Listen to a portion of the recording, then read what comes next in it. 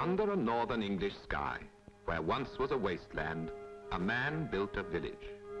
And why and how he built it is rather a dramatic story.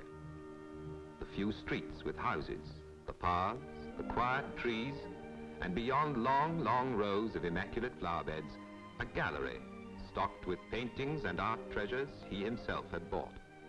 The purchases of a one-time wholesale grocer from Bolton, who, as a lad of 17, earned a shilling a week, cutting up great slabs of soap into penny pieces. But he had one phenomenal idea, this young man, and that was the beginning of it all.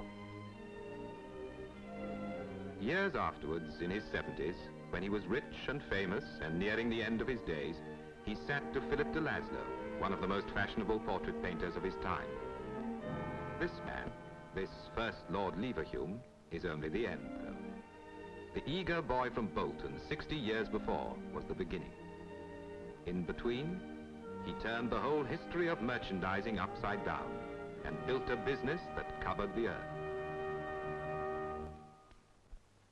This William Lever, what was his phenomenal idea? It was this. Instead of selling his goods in bulk, Lever sold them in packets. And on the packet, he put a brand name. It was as simple as that. But it changed the shopping face of the world. Lever epitomized his age. The day of the infant cinema, when Edward VII, Edward the Peacemaker, sat on his throne, when the South African War was just over and England seemed to be settling down for another long progress into a quiet future.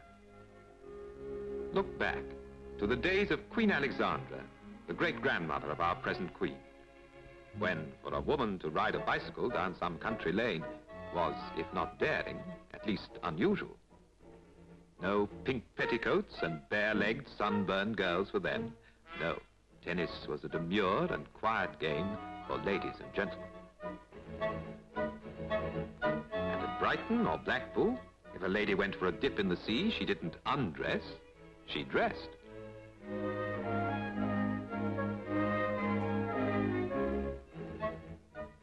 In those days, Marble Arch on a Sunday afternoon was the place to let yourself be seen.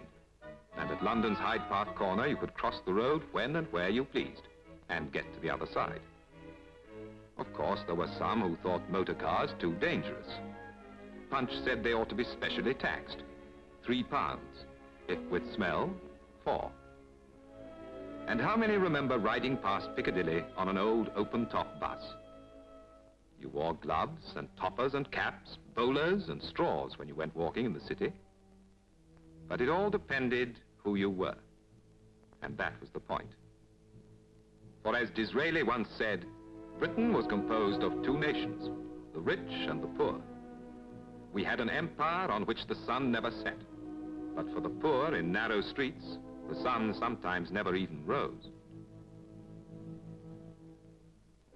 But in William Lever's factories, even in the early 1900s, in a world where working men and women lived in a constant dread of unemployment, he had a queer notion that if you paid people decently and made them secure in their jobs, you could produce more with shorter hours.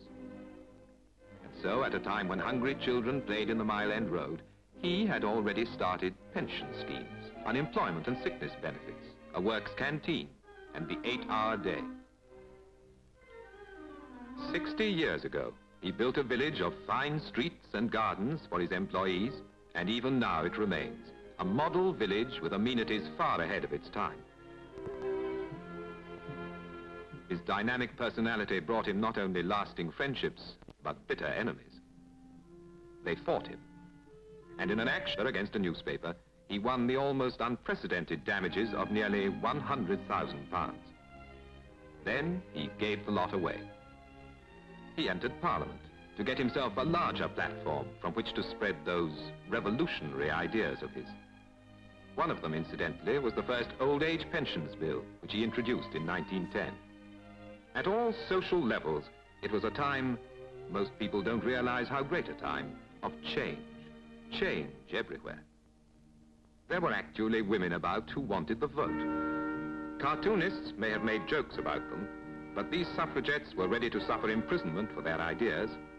And it is only because of them that women since have acquired political freedom and the chance of an industrial career.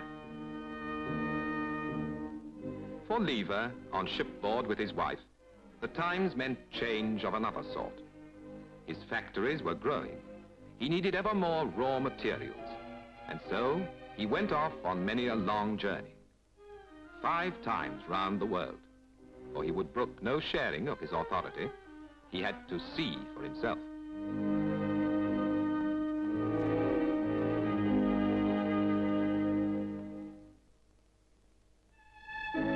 1910, the Brussels exhibition, the biggest that had ever been held. Lever, the dogged driving industrialist, for whom the old ways were never good enough, hired trains and boats to take the whole of his factory staff across the channel. A visit to Blackpool was an event, and here they were, the lot of them, off to Brussels. For Lever knew that his wealth and power, like the wealth and power of the country, lay not only in his factories and machinery, but first and foremost in human beings. 40-odd years ago, and you can still feel the excitement in the air, the bustle, the talk, the laughter, the happy, happy day.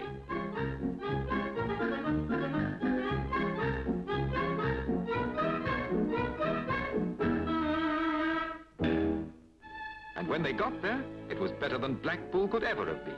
It was a new world, a lovely, wider world in which their parents and grandparents had never taken part.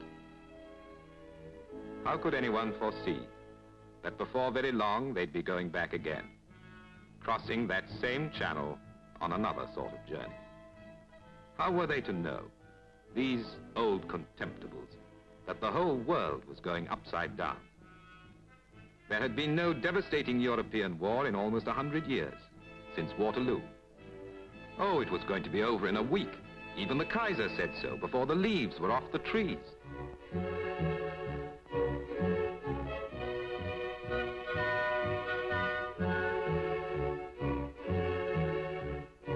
Meanwhile, the men went off, and a country of women was left behind.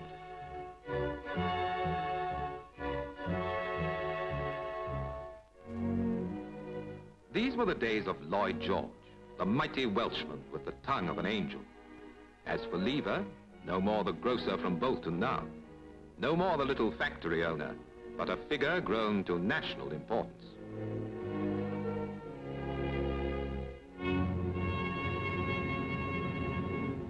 The men of his factories won their medals and remembered their dead. They learned, as we have all learned, that war is never as easy as it sounds.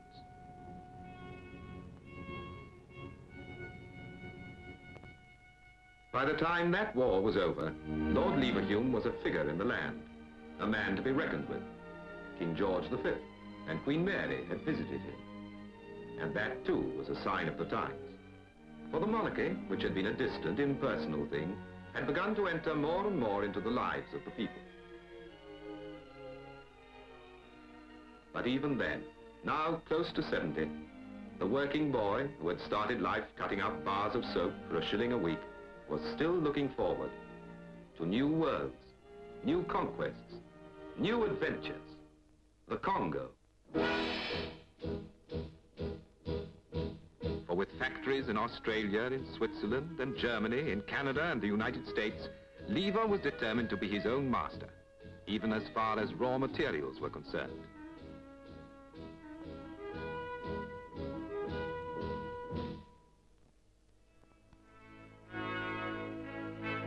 As usual, being the kind of man he was, he had to see for himself.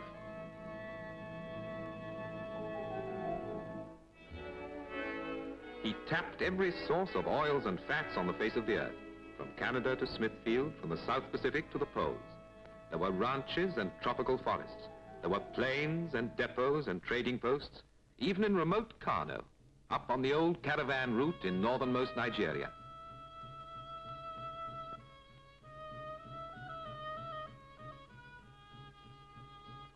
And 85,000 men and women who worked for him, all over the world. All over again, it was the principle by which he had built his British factory village. Call it self-interest, but it was enlightened self-interest. Good business, It was the kind that built an empire, and both reaped the benefit, the builder and those on whom he built.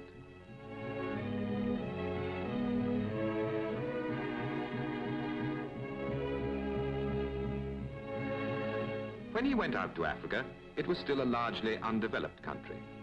He knew how to use its resources, though, and today, for good or ill, it is a nation. But he understood that if you exploit a country's resources, you owe a duty to its people. For everything he took, he put something back. Where there had been sickness and early death, he brought medicine and the promise of better health. And then he built hospitals and houses to make that promise a reality.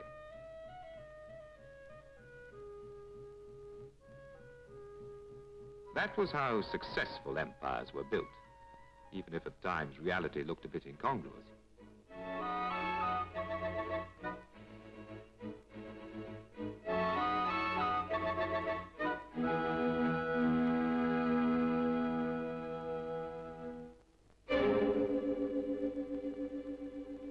Even now, he was not yet done. On his way home, once more, he was full of new projects, new ideas, and this time they went beyond markets and manufactures. Already, he had bought Lancaster House for the nation. He had endowed a school of tropical medicine at Liverpool University, a school of architecture, a school of Russian studies, as if he could actually see into a future that was going to stretch beyond his own. Here, then, is a glimpse of a remarkable man. He was the eternal merchant adventurer, and every age needs his like. People who can see and seize the opportunities around them. We, too, in our newer age, need such men, with different tools, perhaps different methods, but with the same drive, the same enduring vision.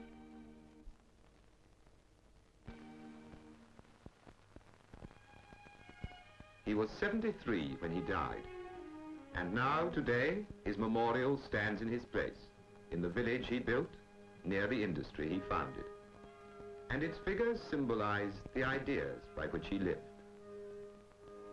First, industry, for he was a man who enjoyed work, and with his revolutionary ideas, he transformed the selling methods of the world. Then art, for he loved fine things and shared them with the nation. Thirdly, education, for in teaching centers all over the country, he created scholarships and endowments that bear his name. And lastly, charity. For this shrewd businessman found out, as so many of his contemporaries did not, that to build a business, a life, or an empire, you've got to build with human beings first.